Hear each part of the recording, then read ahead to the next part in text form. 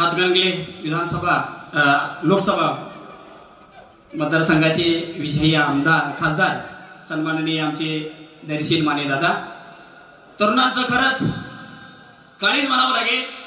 तरुणांच्या मनावरती आधी राज्य गाजवणारा तरुणांचा तरुण मित्र म्हणून तुमच्या आमच्या अतिशय प्रेमळ आणि आवडीचा असा खासदार की खरोखरच या शिवशाहू भवनसाठी खरोखरच मनापासून आणि पोटतिडकीने आपल्याला वचनबद्ध होणारा खासदार म्हणून आम्ही त्यांच्या टाळ्यांच्या गजरात स्वागत करतोय. सन्माननीय माने.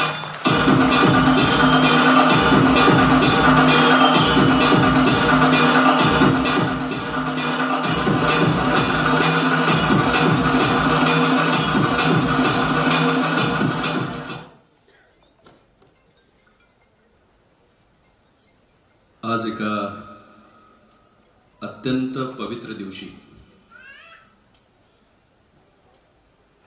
मुंबई महानगरमध्ये राहणाऱ्या राजर्षी शाहू महाराजांचं नाव या मुंबई नगरीमध्ये उज्ज्वल करणाऱ्या मुंबईमधल्या कोल्हापूरकरांचा हा मेळा इथं पार पडतोय.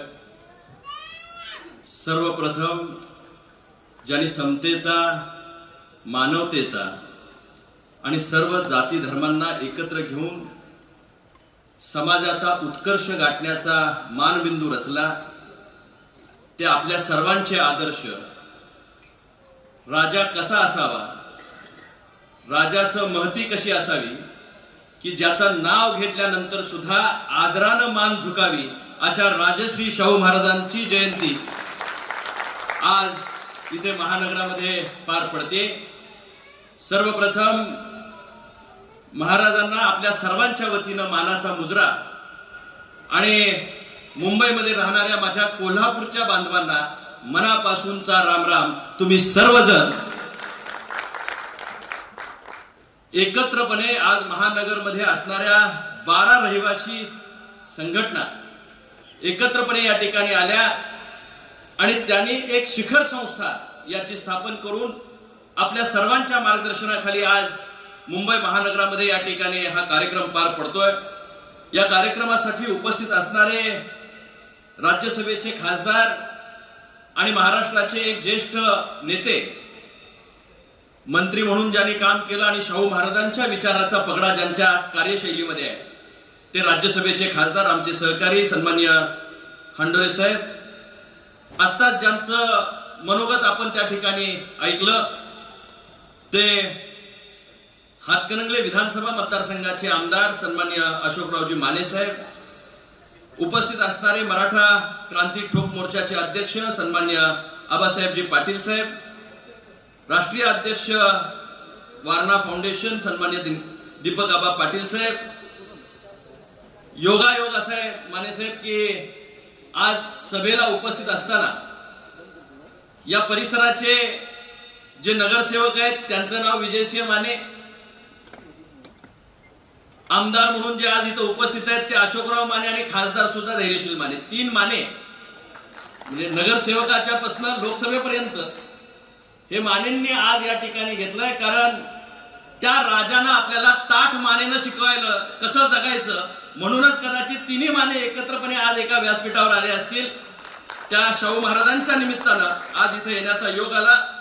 ज्यांचं भाषण आणि ज्यांचे विचार आपल्याला या ठिकाणी ऐकायचे आहेत. आम्ही राजकीय वक्ते आहोत, पण ज्यांनी शिवाजी महाराज, संभाजी महाराज, महात्मा फुले, सावित्रीबाई फुले, महाराष्ट्रातल्या सगळ्या महापुरुषांना जिवंत ठेवण्याचं आपल्या विचाराच्या आणि वाणीच्या माध्यमातून काम केलं आणि आजही अखंडपणे जे या ठिकाणी याच्यासाठी अविरतपणे या ठिकाणी झटत असतात ते माझे अत्यंत जवळचे निकटवर्तीय मित्र सन्माननीय यशवंतजी गोसावी. मी सरांचंही मनापासून संयोजकांच्या वतीनं आभार व्यक्त करतो की आपण ह्या कार्यक्रमाला या ठिकाणी आलात. ज्यांचा सत्कार या ठिकाणी घेण्यात आला ते ऋतिकजी यादव, आज असिस्टंट कमांडंट म्हणून त्यांची नियुक्ती करण्यात आली आहे. त्यांची मुलाखत मला वाटतं आता थोड्या वेळानंतर आपण घेणार आहात. त्या यादव साहेबांचं सुद्धा मी मनापासून या ठिकाणी इथे स्वागत करतो. कोल्हापुरी मानाचा फेटा देऊन आज आपण आम्हा सर्वांचं स्वागत केलं. कोल्हापूरच्या 12ही विधानसभा मतदारसंघ, 10 विधानसभा मतदारसंघ आणि 12 तालुक्यातली ही मंडळी आपापल्या गावातून आज इथं मुंबईला आली आणि मुंबईच्या ह्या परिसरामध्ये शून्यातनं विश्व निर्माण केलं.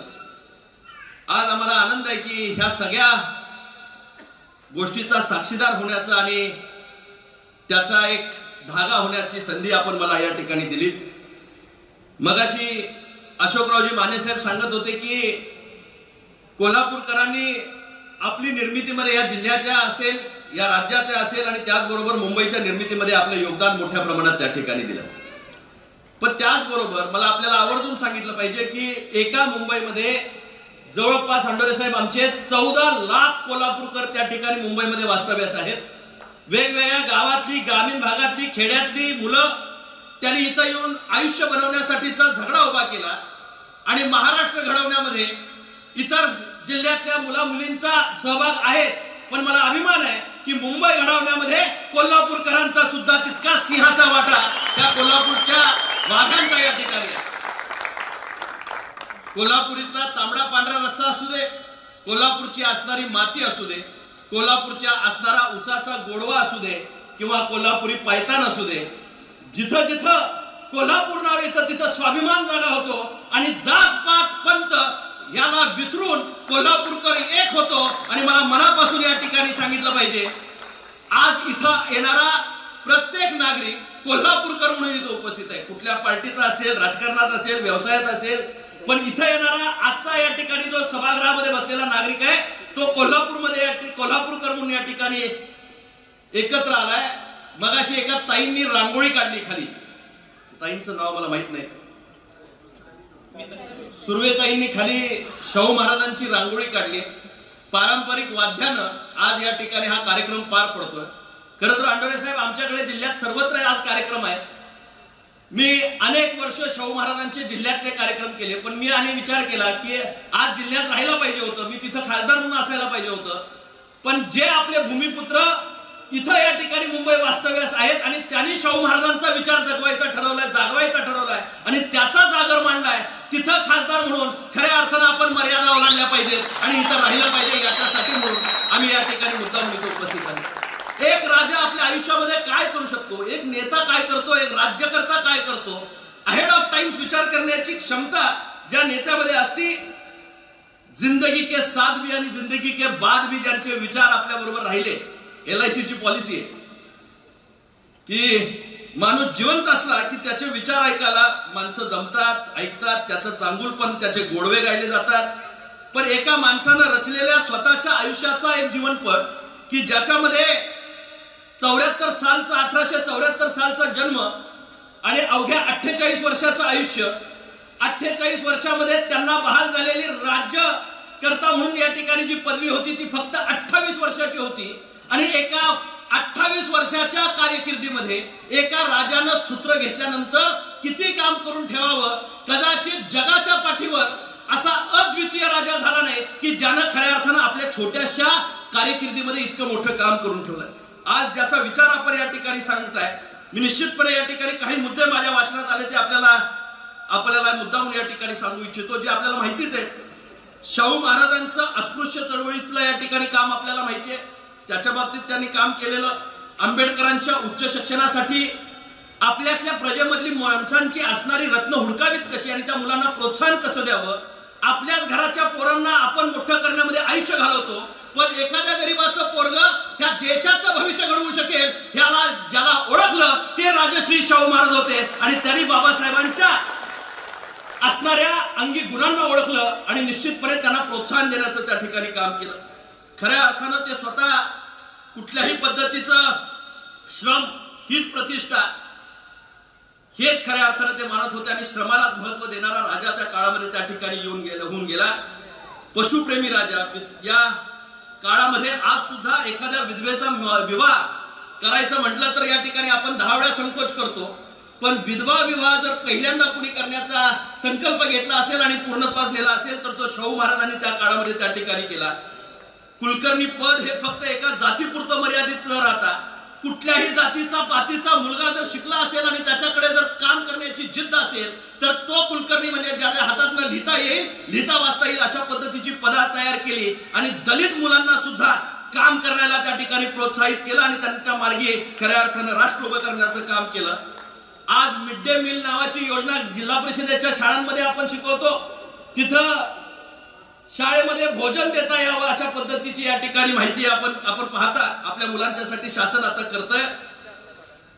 पहिल्यांदा शाळेमध्ये शिकणाऱ्या शाळकरी मुलांसाठी मोफत भोजन जर कोणी चालू केलं असेल, आज आम्ही मिड डे मील चालू केलंय, पण पहिल्यांदा मिड डे मील कोणी चालू केलं असेल तर ते शाहू महाराजांनी त्या काळामध्ये केलं. अंध विद्यार्थ्यांच्यासाठी शाळा सुरू केली. इथं डोळस असणारे विद्यार्थी शाळेला अजून जाईनात आणि अंध असणारे विद्यार्थी समाजातला उपेक्षित वर्ग, त्या वर्गाला खऱ्या अर्थानं शाळेमध्ये गेला पाहिजे आणि त्याला ब्रिल लिपी आली पाहिजे याच्यासाठी खास शिक्षक त्या काळामध्ये त्या ठिकाणी शाहू महाराजांनी बोलवून घेतले. आपण शिवजयंती आता 2-2 राज्यामध्ये त्या ठिकाणी साजरा करतोय. अजून तारखेवरनं आणि तिथीवरनं आपला वाद सुरू आहे, पण पहिल्यांदा कुणी या ठिकाणी शिवजयंती महाराष्ट्रामध्ये साजरी केली असेल तर ते लोकराजा शाहू महाराजांनी सुरुवात केली आणि त्याची आज सुद्धा या ठिकाणी प्रचिती आपल्याला मनापासून या ठिकाणी येते. स्वतःच्या मुलांना सुद्धा इतर मुलांच्या प्रमाणे साध्या शाळेमध्ये महाराजांनी शिकवलं. राजाराम महाराज असतील, त्यांच्या कन्या असतील, यांना करत असताना इतर बहुजन समाजातली मुलं जिथं शिकायचे, आज आम्ही पिवळ्या गाडीतनं चांगली मोठी 5 स्टार शाळा कुठं हे बघतोय. मी परवा शिवावडी तालुक्यामध्ये माणगावला एक शाळेच्या उद्घाटनाला गेलो होतो आणि उद्घाटनाच्या वेळेस बरोबर म्हशीच्या धारेची वेळ होती. आई वडील धारेला गेले, त्याच्यामुळे शाळेच्या कार्यक्रमाला आले नाही. बरेचसेच आई वडील आले, पण मी त्याच वेळी विचारलं की म्हस महत्वाची का मुलं महत्वाची, तर धारेच्या वेळी म्हस महत्वाची. कारण तिच्याच धारेवर ते कुटुंब चालतंय, त्या मुलांचं शिक्षण होतंय आणि मग त्या शिकलेला मुलगा उद्याचं भविष्य जर घडवायचं झालं, आई वडिलांनी केलेले कष्ट खऱ्या अर्थाने त्या मुलांच्या संस्कारात येतात. आणि शाळा किती देखणी बांधावी हे माणगावमध्ये आणि तिथल्या असणाऱ्या गावकऱ्यांनी या ठिकाणी दाखवून दिलं की खूप सुंदर गावातली त्या ठिकाणी शाळा त्यांनी केली. जातनिहाय जनगणना व्हावी हे आज आपण या ठिकाणी राज्य शासन मागतंय, केंद्र शासनाकडे मागतंय. जातनिहाय जनगणना ही संकल्पनाच मुळात शाहू महाराजांची आहे की जेणेकरून शेवटच्या उपेक्षित माणसाला सुद्धा मुख्य प्रवाहामध्ये येता यावं, याच्यासाठी जातीवर आधारित जनगणना व्हावी हे शाहू महाराजांनी त्या काळामध्ये त्या ठिकाणी मांडलं. मी निश्चितच या ठिकाणी आपल्याला सांगू इच्छितो की आरक्षणाचा कायदा तयार करण्यापासून ते सर्व बहुजन समाजातील मुला मुलींना समान संधी मिळावी याच्यासाठी प्रयत्न करणारा राजा, लोकराजा म्हणून त्या ठिकाणी उदयास आला. समाजातल्या प्रत्येक स्तरातल्या माणसाला आपलाच करून आपला वाटणारा राजा सामान्य माणसामध्ये आज सुद्धा आत्मीयतेनं या ठिकाणी एखाद्या कोल्हापूर माणसाची ओळख बघितली, तू काय शाहू महाराज लागून गेलायस काय, आपण त्या ठिकाणी सहज म्हणतो. शाहू महाराज लागून जायला फार मोठं काळीच लागतं. शाहू महाराज हे नाव घेणं सुद्धा आपलं भाग्य आहे, कारण शाहू महाराज राजपुत्र म्हणून कधी वावरले नाहीत, ते सामान्यांच्यातला सामान्य माणूस म्हणून वावरले, म्हणून तो लोकराजा म्हणून चिरंतन झाले. आज शाहू जयंती आपण साजरी करतोय. राजे अनेक झाले असतील पण लोकराजा एकच आहे. राजे अनेक झाले असतील पण लोकराजा एकच आहे.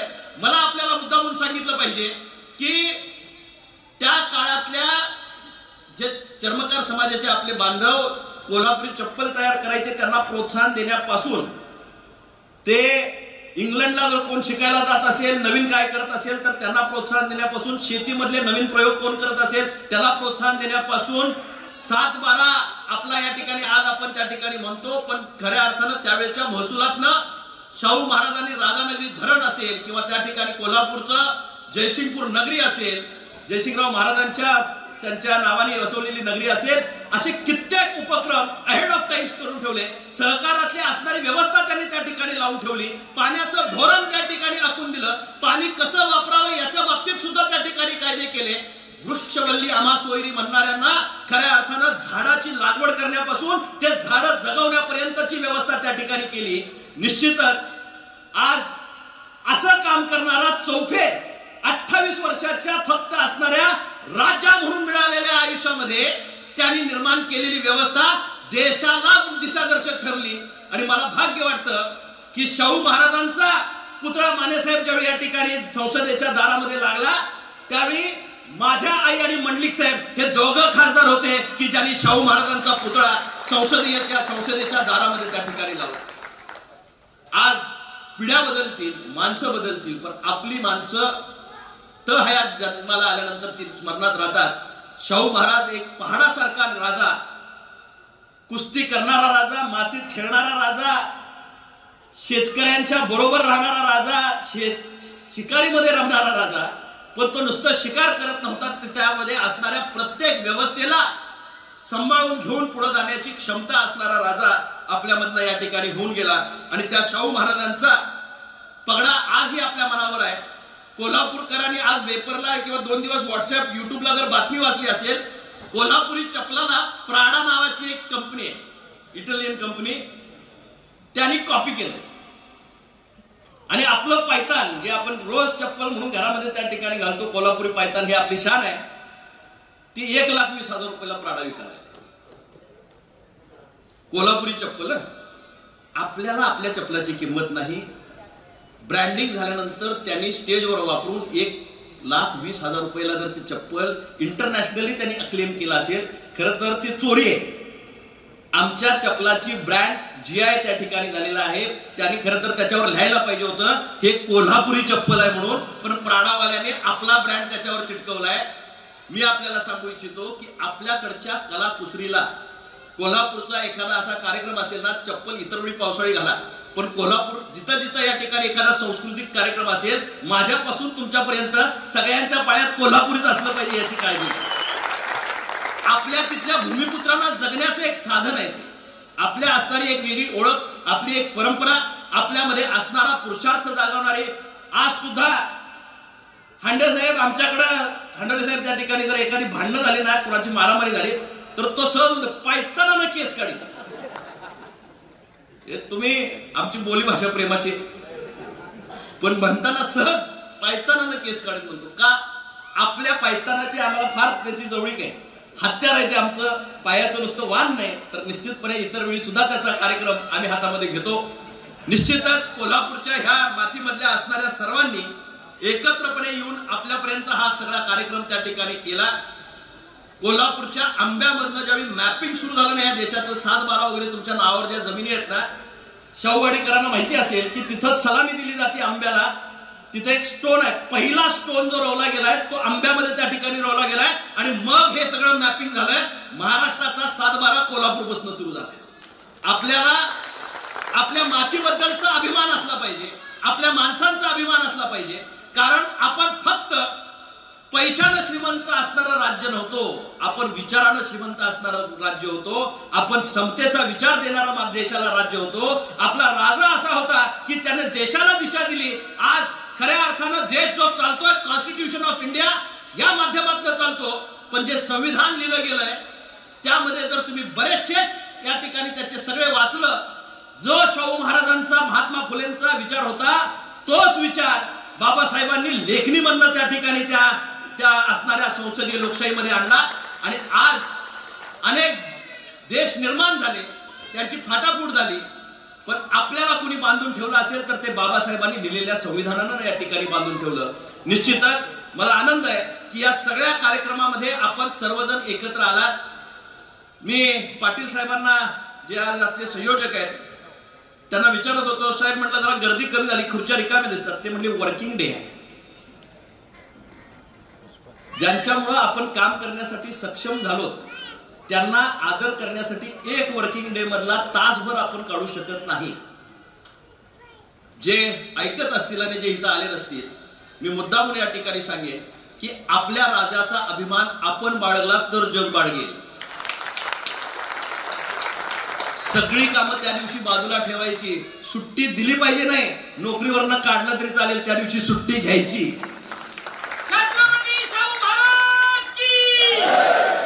काही वेळा आपण आई वडिलांचं काय असेल तर त्यावेळी वेळ काढतो की नाही, पण ज्या विचारानं आपण ज्या मातीतनं जन्माला आलो त्या मातीला वंदन करण्याची, त्या राजाला वंदन करण्याची वेळ आली, त्यावेळी आपण कारण सांगतो. निश्चितपणे हा कुणाचा घरगुती सोहळा नाही, हा लोकराजाचा उत्सव आहे. आणि त्या राजाच्या उत्सवामध्ये सगळ्यांनी त्याचा सारथी म्हणून उपलब्ध झालं पाहिजे. मला मनापासूनचा आनंद आहे की सारथी नावाची संस्था त्यांच्या विचारानं त्यांच्या नावानं त्या ठिकाणी सुरू आहे. आणि एकनाथजी शिंदे साहेब मुख्यमंत्री असताना त्यांनी 2.5 एकर जागा सारथीसाठी इथे या ठिकाणी देऊ केली. तिथेच अनेक बहुजन समाजातल्या मुला मुलींचा भविष्य घडवण्याचं काम त्याच्या नावानं त्या ठिकाणी पार पडतंय. निश्चितच काही मागण्या खासदार झाल्यामुळे आपण माझ्याकडे केलेत. मी इथं येताना शाहूप्रेमी म्हणून पण आलो आणि खासदार म्हणून पण आलो. त्यामुळे शाहूप्रेमी म्हणून माझं भाषण होतं, आता खासदार म्हणून माझं कर्तव्य आहे. कर्तव्य काय की तुमचं शिवशाहू कोल्हापूर भवन, नुसतं शिवशाहू भवन नाही, शिवशाहू कोल्हापूर भवन त्या ठिकाणी आपलं तयार होत असताना जमिनीची काही अडचण आहे. मला आता या ठिकाणी आल्यावर समजली आणि मला पाटील साहेबांनी सांगितलं की आम्ही ती जमिनीची अडचण लवकरच त्या ठिकाणी सोडवतोय. मी खासदार म्हणून आपल्याला या ठिकाणी कोल्हापूरचा आपल्याला सांगू इच्छितो, तुम्ही जमिनीची अडचण सोडवा, आपल्याला निधीची अडचण येणार नाही याची खबरदारी आम्ही सगळे मंडळी त्या ठिकाणी घेऊ. कारण तुम्ही आमचं नाक आहात. कोल्हापूरकर जे इथं राहत आहेत ना, ते कोल्हापूरचं नाक आहे. आणि आपले मान ताठ मानेनच या ठिकाणी आपल्याला राहता आलं पाहिजे. आपल्या हक्काचं सभागृह असलं पाहिजे आणि त्यावर शाहू महाराज आणि शिवाजी महाराजांचा या ठिकाणी विचार आपल्याला रुजवता आला पाहिजे.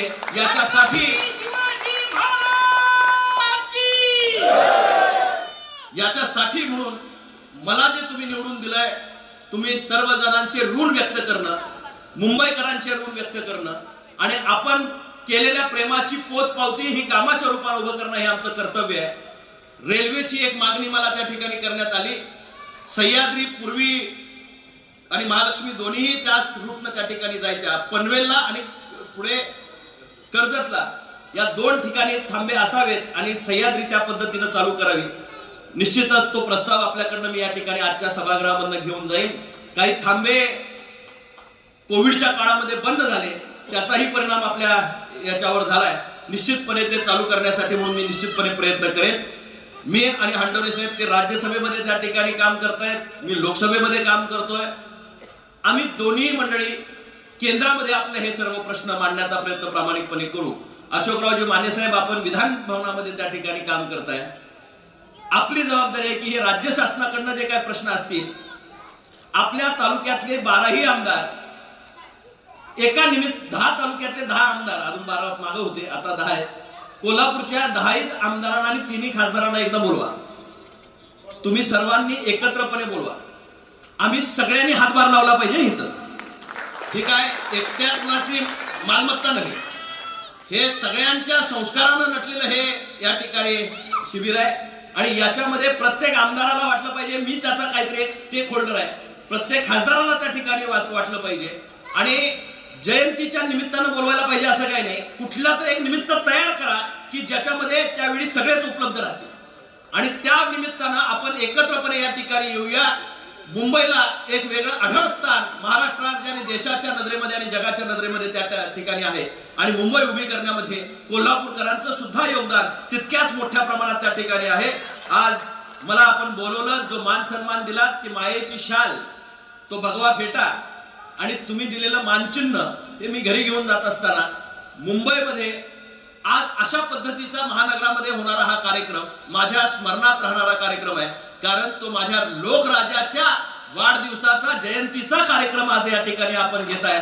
आणि निश्चितच इथं आल्यानंतर, तुमच्यात आल्यानंतर गावाकडे आल्यासारखं वाटलं, कोल्हापूरमध्ये आल्यासारखं वाटलं आणि कोल्हापूरची असणारी मातीचा सुगंध इथंही दरवळतोय आणि तो जिथं जाईल तिथं जाळ आणि धूर काढतोय हे मला या ठिकाणी इथं आल्यानंतर बघायला मिळालं. जिथं जिथं आपण राजकीय क्षेत्रामध्ये असाल, सामाजिक क्षेत्रामध्ये असाल, कुठल्याही क्षेत्रामध्ये असाल, तिथं उच्चांग भरारी मारण्याचं काम कोल्हापूरच्या मातीतले तरुण तरुणींनी त्या ठिकाणी केलंय. तुमच्या आई वडिलांच्या आशीर्वादानं, तुमच्या ह्या सगळ्या कष्टांमुळे खऱ्या अर्थानं कोल्हापूरचा एक वेगळा लौकिक ह्या मुंबई नगरीमध्ये त्या ठिकाणी आहे. आणि मी खासदार म्हणून तुमचा आवाज तिथं लोकसभेमध्ये मांडत असतो. 3 पिढ्या सेवा करण्याची संधी आपण सर्वांनी दिलेली आहे. माझे आजोबा, माझ्या आई आणि मी स्वतः. भारतीय लोकशाहीमध्ये कदाचितच एखाद्या कुटुंबाला 3 पिढ्या जनतेनं सेवा करायची संधी दिली असेल. माझ्या कातड्याचे जोडे करून जरी तुम्हा सर्वांच्या पायामध्ये घातले तरी सुद्धा उपकार फिटणार नाहीत. इतकं प्रेम कोल्हापूरकरांनी आणि आम जनतेनं आम्हा कुटुंबावर त्या ठिकाणी केलंय. पण त्या ऋणामध्ये राहून ह्या संपूर्ण कोल्हापूर जिल्ह्याचा लौकिक कसा वाढेल इथं आणि तिथे, इथं ज्यावेळी मी बोलतोय त्यावेळी तिथला प्रतिनिधी म्हणून बोलतोय याची जाण मला त्या ठिकाणी आहे. ज्या डोंगरवाड्या वस्त्यांमधनं काना कोपऱ्यातनं तुम्ही या ठिकाणी मुंबईमध्ये बसलाय, निश्चितपणे मुंबईकडचा ओढा त्यावेळेचा वेगळा होता, पण कोल्हापूर हे महाराष्ट्रातलं एक अग्रकन्या असणारा जिल्हा झाला पाहिजे याच्यासाठी आम्ही या ठिकाणी धडपडतोय. आणि कोल्हापूरची ओळख ही महाराष्ट्रामध्ये वेगळ्या पद्धतीनं घेण्यासाठी म्हणून प्रयत्न आम्ही सर्वजण करतोय. तारा राणींनी संस्था पिका आहेत आपल्या याच्या करवीरच्या. मला सांगा, एका माऊलीनं तयार केलेलं स्वतःचं राज्य हे महाराष्ट्रातलं किंवा देशभरातलं पहिलंच आहे. प्रत्येकीनं आपापल्या वाडवडिलांनी आलेलं किंवा त्यांच्या पतीनं तयार केलेलं राज्य आहे. एका राणीनं तयार केलेलं आपलंच राज्य आहे. करवीर संस्थान हे एका राणीनं तयार केलंय आणि निश्चितच आज महाराष्ट्रामध्ये एक वेगळी ओळख खऱ्या अर्थानं महाराष्ट्रातल्या तमाम जनतेमध्ये कोल्हापूरकरांची त्या ठिकाणी असते. आणि मी ज्यावेळी स्वतः लोकसभेची शपथ घेतली त्यावेळी कोल्हापुरी फेटा डोक्यावर होता आणि मला सभापती जे त्या ठिकाणी सभागृहाच्या त्या खुर्चीवर बसले होते, मला सर त्यांनी विचारलं की आपने पगड़ी अच्छी पहनी. तर मी म्हटलं तो वो पगड़ी नहीं, ये कोल्हापुर की शान, कोल्हापुर का फेटा है कि जो मैंने आज सर पे परिधान किया है तो भगवा फेटा. आज ही माझ्या, मी आता हा घेऊन जाणार आहे गावी, पण निश्चितच या ठिकाणी सांगेन त्या भगव्याची लाज राखण्यासाठी म्हणून ज्यावेळी मी सभागृहात शपथ घेत होतो तो भगवा फेटा कोल्हापूरची शान म्हणून माझ्या डोक्यावर होता.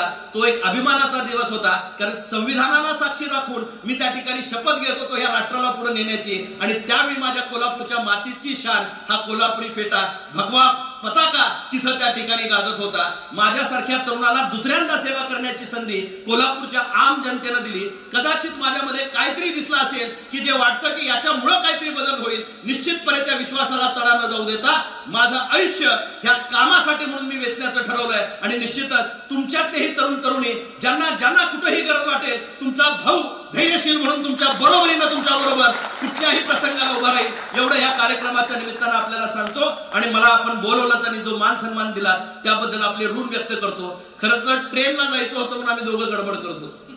आमची ट्रेन चुकली. मी जास्त का बोललो? काही वेळा ट्रेन चुकल्यानंतर फायदा होतो, काही वेळा विमान चुकल्यानंतर सुद्धा फायदा होतो.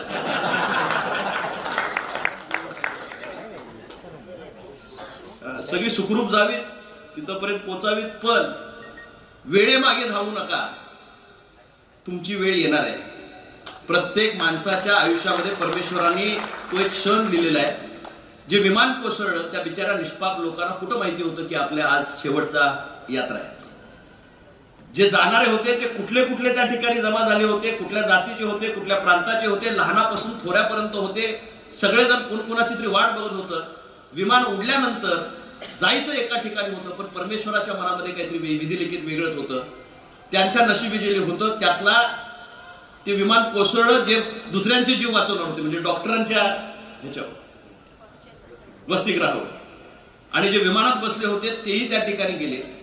एक 11 नंबरच्या सीटवर बसलेला एकच मनुष्य वाचला, विश्वास कुमार. परमेश्वरानं संकेत दिला असेल की जर तुम्हाला आयुष्यामध्ये सुखरूप जर या ठिकाणी राहायचं असेल, वेगळ्या पद्धतीनं पुढे जायचं असेल तर आपल्या कर्मावर विश्वास ठेवायला शिका. कर्मच तुम्हाला पुढे घेऊन जाईल. आणि निश्चितच जे कर्म आपण या ठिकाणी करत असतो, आज एका राजाच्या जयंतीनिमित्त जिथं या ठिकाणी आलो, हा राजा कर्मयोगी राजा होता.